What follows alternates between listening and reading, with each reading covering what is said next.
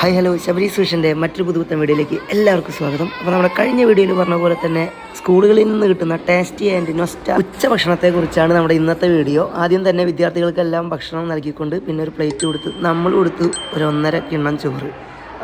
ഇതൊരു വേറെ ലെവൽ ചോറ് തന്നെയാണ്. പെട്ടെന്ന് ദഹിക്കുന്നുണ്ടെങ്കിലും ഇതിങ്ങനെ വട്ടം വളഞ്ഞിരുന്ന് കഴിക്കുന്ന ആ ഒരു ഫീലൊന്നും വേറെ ഏത് ഫുഡ് കഴിച്ചാലും കിട്ടില്ല. അത് സ്കൂളിൽ പോയവർക്കേ അറിയും. പിന്നെ ഞാനിപ്പോൾ ടീച്ചിങ് പ്രാക്ടീസിനായി വന്നിട്ടുള്ളത് GGVHSS ഫറൂഖ് കോഴിക്കോടാണ്. ഇവിടുത്തെ ഒരു പ്രത്യേകത എന്ന് വെച്ച് കഴിഞ്ഞാൽ ടീച്ചർമാരും വിദ്യാർത്ഥികളും എല്ലാം ഒരു ഹാളിൽ തന്നെ ഇരുന്നുകൊണ്ട് സ്കൂളിലെ ഭക്ഷണം തന്നെയാണ് കഴിക്കുക.